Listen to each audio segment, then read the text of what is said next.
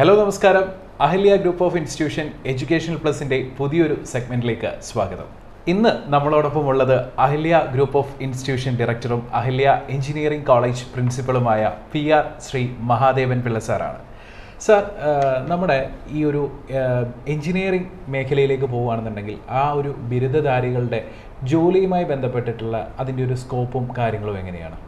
Campus placement ഒരു പ്രത്യേക trend ഓരോ വർഷവും ഉണ്ടാവും. ഉദാഹരണത്തിന് ഒരു 10-15 വർഷം മുമ്പേ ക്യാമ്പസ് പ്ലേസ്മെൻറ്റിൽ ഏറ്റവും കൂടുതൽ ജോലി കിട്ടിയിരുന്നത് ഇലക്ട്രോണിക്സ് ആൻഡ് കമ്മ്യൂണിക്കേഷൻ എഞ്ചിനീയറിംഗ് കഴിഞ്ഞവർക്കാണ്. ഈ അടുത്ത കാലത്തായിട്ട് കുറച്ച് വർഷങ്ങളായിട്ട് കമ്പ്യൂട്ടർ സയൻസ് അല്ലെങ്കിൽ അതിൻ്റെ അനുബന്ധ കോഴ്സുകൾ കഴിഞ്ഞവർക്കാണ് ക്യാമ്പസ് പ്ലേസ്മെൻറ്റിൽ കൂടുതൽ ജോലി കിട്ടുന്നത്. പക്ഷേ ആ ട്രെൻഡ് മാറി വരും. അതുകൊണ്ട് സ്ഥിരമായ ഒരു ട്രെൻഡും നിലനിൽക്കാറില്ല. മാർക്കറ്റിലെ വ്യതിയാനങ്ങളനുസരിച്ച് ഈ ട്രെൻഡും മാറി വരികയാണ്. അപ്പോൾ ഏതാനും വർഷങ്ങളിലും കൂടെ ഇപ്പോൾ ഈ വർഷം പൊതുവെ പ്രതീക്ഷിക്കപ്പെടുന്നത് കമ്പ്യൂട്ടർ സയൻസ്, ഇലക്ട്രോണിക്സ്, ഇലക്ട്രിക്കൽ അങ്ങനെ പൊതുവെ സർക്യൂട്ട് ബ്രാഞ്ചസ് അല്ലെങ്കിൽ അതിൻ്റെ അനുബന്ധ ബ്രാഞ്ചുകളിലുള്ളവർക്കാണ് ഇപ്പോൾ പ്ലേസ്മെൻറ്റ് കൂടുതൽ കിട്ടിക്കൊണ്ടിരിക്കുന്നത്. കോർ ബ്രാഞ്ചസ് എന്ന് പറഞ്ഞാൽ മെക്കാനിക്കൽ, സിവിൽ, ഇലക്ട്രിക്കൽ, കെമിക്കൽ, ഇതൊക്കെ കോർ ബ്രാഞ്ചസാണ്. ഈ കോർ ബ്രാഞ്ചസിന് അധികവും പ്ലേസ്മെൻറ്റ് കിട്ടുന്നത് ക്യാമ്പസ് പ്ലേസ്മെൻറ്റ് വഴിയല്ല. അവർക്ക് വ്യവസായ സ്ഥാപനങ്ങൾ തൊഴിൽ പരസ്യപ്പെടുത്തി അതിൻ്റെ ഇൻ്റർവ്യൂവിൽ നേരിട്ട് പോയി അറ്റൻഡ് ചെയ്തതിന് ശേഷമാണ് അവർക്ക് അധികം കിട്ടാറ്.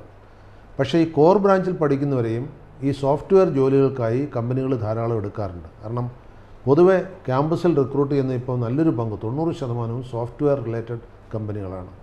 ഈ കോർ കമ്പനികൾ അധികം ക്യാമ്പസ് ഇൻ്റർവ്യൂസിന് വരാറില്ല, വളരെ കുറച്ചേ വരാറുള്ളൂ. അപ്പോൾ ഈ സോഫ്റ്റ്വെയർ കമ്പനികൾ നോക്കുന്നത് അവർ കമ്പ്യൂട്ടർ സയൻസ് പഠിച്ചിട്ടുണ്ടോ, ഇലക്ട്രോണിക്സ് പഠിച്ചിട്ടുണ്ടോ ഒന്നും അവർ നോക്കാറില്ല. അവർ നോക്കുന്നത് ബേസിക് നോളജ് ലെവലാണ്. അതായത് ഒരു 12ാം ക്ലാസ് വരെ പഠിച്ചിട്ടുള്ള ഒരു വിദ്യാർത്ഥിക്കുള്ള നോളജ് ലെവൽ, മാത്തമാറ്റിക്സ് നോളജൊക്കെ നോക്കും. രണ്ടാമത് ഓരോന്നിലുള്ള സ്കില്ലാണ്. ഇപ്പോൾ സോഫ്റ്റ്വെയർ ഉപയോഗിക്കാനുള്ള സ്കില്ല് അല്ലെങ്കിൽ അനാലിസിസ് ചെയ്യാനുള്ള സ്കില്ല്. അപ്പോൾ അങ്ങനെ നോക്കുമ്പോൾ കമ്പ്യൂട്ടർ സയൻസിലെ വിദ്യാർത്ഥികൾക്ക് കിട്ടുന്ന അവസരങ്ങൾ തന്നെ മറ്റ് ബ്രാഞ്ചിലെയും വിദ്യാർത്ഥികൾക്ക് കിട്ടുന്നുണ്ട്, അവർക്ക് ആ മേഖലയിൽ താല്പര്യമുണ്ടെങ്കിൽ. അതുകൊണ്ട് സോഫ്റ്റ്വെയർ കമ്പനികളിൽ പ്ലേസ്മെൻറ്റിന് കമ്പ്യൂട്ടർ സയൻസ് വേണം നിർബന്ധമൊന്നുമില്ല, അവരെല്ലാ ബ്രാഞ്ചിൽ നിന്നും എടുക്കുന്നുണ്ട്. പക്ഷേ എങ്കിലും അവർ കൂടുതൽ എടുക്കുന്നത് കമ്പ്യൂട്ടർ സയൻസ് അല്ലെങ്കിൽ അതിന് അനുബന്ധ ബ്രാഞ്ചുകളിൽ നിന്നായിരിക്കും, സ്വാഭാവികമാണ്. അപ്പോൾ ഈ വർഷത്തെ പ്ലേസ്മെൻറ്റ് ഇപ്പോൾ കൃത്യമായിട്ട് നമുക്ക് പറയാറായിട്ടില്ല. അവസാന വർഷത്തെ പരീക്ഷകൾ ഇപ്പോൾ തുടങ്ങാൻ പോകുന്നതേ ഉള്ളൂ. പരീക്ഷകൾ കഴിഞ്ഞ് ഒരു 1-2 മാസം കൂടി ഈ ക്യാമ്പസ് പ്ലേസ്മെൻറ്റ് കോളേജിലുണ്ടാവും. അപ്പോൾ മുൻ വർഷങ്ങളിൽ 100% പ്ലേസ്മെൻറ്റ് നമുക്ക് കിട്ടി, അഹല്യ എഞ്ചിനീയറിംഗ് കോളേജിന് കിട്ടി എന്നുള്ളതുകൊണ്ട് ഈ വർഷവും കിട്ടുമോ അല്ലയോ എന്ന് നമുക്കിപ്പോൾ പറയാൻ കഴിയില്ല. കാരണം മാർക്കറ്റിലെ ട്രെൻഡ്സ് അതിനെ ബാധിക്കാറുണ്ട്.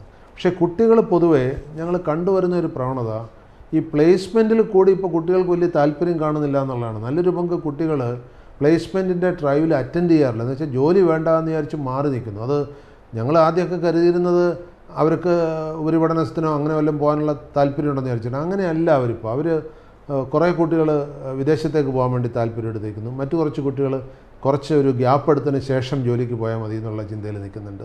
അപ്പോൾ അവരുടെ ചിന്തകൾ മാറി വരുന്നു എന്നുള്ളൊരു, മുമ്പൊക്കെ അങ്ങനെയല്ല. ഇപ്പോൾ ഞാനൊക്കെ വിദ്യാർത്ഥിയായിരിക്കുന്ന സമയത്ത് ഒരു ബിരുദ പഠനം കഴിഞ്ഞു കഴിഞ്ഞാൽ ഉടൻ തന്നെ ഒരു ജോലി കയറുക എന്നുള്ളതായിരുന്നു പൊതുവെയുള്ള ഒരു ചിന്ത. അതിന് സർക്കാർ ജോലി വൈകുകയാണെങ്കിൽ അതുവരേക്ക് മറ്റെവിടെയെങ്കിലും ജോലി ചെയ്തിട്ട് സർക്കാരിലേക്ക് കടന്നു കയറുക എന്നുള്ളൊരു സംവിധാനമായിരുന്നു ഉണ്ടായിരുന്നത്.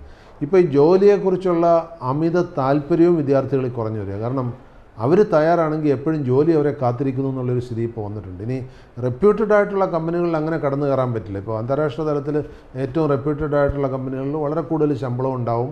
അതുകൊണ്ട് അവിടെ വളരെ സെലക്റ്റഡ് ആയിട്ടുള്ള, ഇപ്പോൾ ഒരു 100 കുട്ടികൾ ഇൻ്റർവ്യൂവിന് അറ്റൻഡ് ചെയ്ത് കഴിഞ്ഞാൽ ചിലപ്പോൾ 1-2 പേരെ അവരെടുത്തു എന്ന് വരുള്ളൂ. പക്ഷേ അതല്ലാതെ മിഡിൽ ലെവലും ലോവർ ലെവലിലുള്ള കമ്പനികളിലൊക്കെ ഇപ്പോൾ ജോലി കിട്ടാൻ ഒരു തടസ്സവും.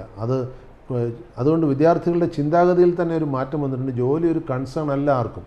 അതും ഇപ്പോൾ ചില കമ്പനികൾ ബിരുദം എഞ്ചിനീയറിംഗ് ഡിഗ്രി കിട്ടണമെന്ന് തന്നെയില്ല, എഞ്ചിനീയറിംഗ് കോഴ്സ് കംപ്ലീറ്റ് ചെയ്ത് ഏതാനും പേപ്പറുകൾ പാസ്സാകാൻ ബാക്കിയുണ്ടെങ്കിലും അവരെ ജോലിക്ക് എടുക്കുന്ന ഒരു സമ്പ്രദായത്തിലേക്ക് മാറിയിട്ടുണ്ട്. അപ്പോൾ ഇപ്പോൾ എഞ്ചിനീയറിംഗ് ബിരുദം കഴിയുന്നവരെ സംബന്ധിച്ച് ഇപ്പോൾ ജോലി ഒരു കൺസേൺ അല്ല. പിന്നെ അവർക്കുള്ളൊരു കോമ്പറ്റീറ്റീവ് അഡ്വാൻറ്റേജ് ഉണ്ട്. മറ്റേത് ബിരുദം കഴിയുന്നവരെക്കാളും എഞ്ചിനീയറിംഗ് ബിരുദം കഴിയുന്നവരെ ഏത് ജോലിയിലേക്ക് ഫിറ്റ് ചെയ്യാൻ പറ്റും. അതിപ്പോൾ മാനേജ്മെൻറ്റ് ജോലിയിലാണെങ്കിലും, ഓഫീസ് റിലേറ്റഡ് വർക്ക്സിലാണെങ്കിലും, അക്കാഡമിക് വർക്കിലാണെങ്കിലും, ഡിസൈൻ റിലേറ്റഡ് വർക്കിലാണെങ്കിലും, സോഫ്റ്റ്വെയർ ഓപ്പറേഷനിലാണെങ്കിലും ഒക്കെ അവർ ട്രെയിൻഡാണ്. അപ്പോൾ എഞ്ചിനീയറിംഗ് ഒരു വേഴ്സറ്റൈൽ കോഴ്സായിട്ട് വരുന്നത് കൊണ്ട് എഞ്ചിനീയറിംഗ് കഴിഞ്ഞവർ പാസ്സാകാത്തവർ കൂടി ഇപ്പോൾ വെറുതെ നിൽക്കുന്നില്ല എന്നുള്ളതാണ് സത്യം. അവരെവിടെയെങ്കിലുമൊക്കെ ജോലിയിൽ കയറി ഉപജീവനത്തിനുള്ള വഴി ഉണ്ടാക്കുന്നു. പക്ഷേ നല്ല മാർക്ക് വാങ്ങി നല്ല രീതിയിൽ പാസ്സാകുന്നവർ, ചില കമ്പനികൾ കട്ട് ഓഫ് വെക്കാറുണ്ട്. ചില കമ്പനികൾ ഇപ്പം CGP 8 വേണം. CGP എന്ന് പറഞ്ഞാൽ ഒരു മാർക്കിനെ ഗ്രേഡ് പോയിൻ്റായിട്ട് കൺവേർട്ട് ചെയ്യുന്നതാണത്. 8 CGP എന്ന് പറഞ്ഞാൽ 10-ൽ 8. അപ്പോൾ 8 CGPA ക്യുമുലേറ്റീവ് ഗ്രേഡ് പോയിൻ്റ് ഉണ്ടെങ്കിൽ ചില കമ്പനികൾ എടുക്കുള്ളൂ, ചില കമ്പനികൾക്ക് 7 മതി. അപ്പോൾ കമ്പനിയുടെ നിലവാരം അനുസരിച്ച് അവരുടെ പേ പാക്കേജ്, അവർക്കൊരു ആനുവൽ പാക്കേജ് ഉണ്ടാവും, ഇത്ര ലക്ഷം രൂപ ഒരു വർഷം. അതനുസരിച്ച് അവരെടുക്കുന്ന വിദ്യാർത്ഥികളുടെ മികവും അവർ കൂട്ടും. അപ്പോൾ അതുകൊണ്ട് ജോലി എല്ലാവർക്കും ഇപ്പോൾ കിട്ടുന്നുണ്ട്. എഞ്ചിനീയറിംഗ് കഴിഞ്ഞ എല്ലാവർക്കും ജോലി കിട്ടുന്നുണ്ട്. പക്ഷേ അവരുടെ കഴിവനുസരിച്ച് അവരെങ്ങനെ എഞ്ചിനീയറിംഗ് ബിരുദത്തിന് പെർഫോം ചെയ്തു എന്നുള്ളതനുസരിച്ച് അവർക്ക് കിട്ടുന്ന പാക്കേജ്, മാസശമ്പളം അല്ലെങ്കിൽ വാർഷിക ശമ്പളം മാറുന്നു എന്ന് മാത്രം. ഇപ്പോൾ 1 കോടി രൂപയൊക്കെ വാർഷിക ശമ്പളത്തിൽ സെലക്ഷൻ കിട്ടുന്ന കുട്ടികളുണ്ട്. ഇപ്പം നമ്മുടെ ഇവിടുന്ന് പോകുന്ന കുട്ടികൾ തന്നെ വലിയ തുകകൾ, 1 കോടിയിലേക്കൊന്നും എത്തിയിട്ടില്ലെങ്കിൽ ലക്ഷക്കണക്കിന് രൂപ വാർഷിക ശമ്പളം കൺഫേം ചെയ്തിട്ട് പോകുന്ന കുട്ടികളാണ് നല്ലൊരു പങ്ക്. അത് ട്രെൻഡ് മാറി വരാം. പക്ഷേ ട്രെൻഡ് മാറി വരുമ്പോഴും ഇപ്പോൾ ക്യാമ്പസ് പ്ലേസ്മെൻറ്റ് കിട്ടിയില്ലെങ്കിൽ റിസ്ക് ഇല്ല എന്നുള്ളൊരു സ്ഥിതിയിലേക്ക് എത്തിയിരിക്കുന്നു. ധാരാളം ഓപ്പണിങ്സ് അല്ലാതെയുണ്ട്. ഇപ്പോൾ കഴിഞ്ഞ വർഷത്തെ ഞങ്ങളുടെ അനുഭവം, ഇവിടുത്തെ ക്യാമ്പസ് പ്ലേസ്മെൻ്റ് ഒക്കെ കഴിഞ്ഞ് എല്ലാ കുട്ടികളും പ്ലേസ്ഡ് ആയി കഴിഞ്ഞപ്പോഴും ചില കമ്പനികൾ വീണ്ടും കുട്ടികളുണ്ടോ എന്ന് ചോദിച്ചു വരികയുണ്ടായി. 2023 ആദ്യഘട്ടത്തിൽ അങ്ങനെ ഉണ്ടായി. അതുകൊണ്ട് കുട്ടികൾക്ക് കോഴ്സ് പാസ്സാകാനുള്ള ഒരു താല്പര്യം ഉണ്ടെങ്കിൽ ജോലിക്ക് വേണ്ടി കാത്തിരിക്കേണ്ടി വരുന്നില്ല. ഇത് എഞ്ചിനീയറിംഗ് മേഖലയിൽ പ്രത്യേകിച്ചും.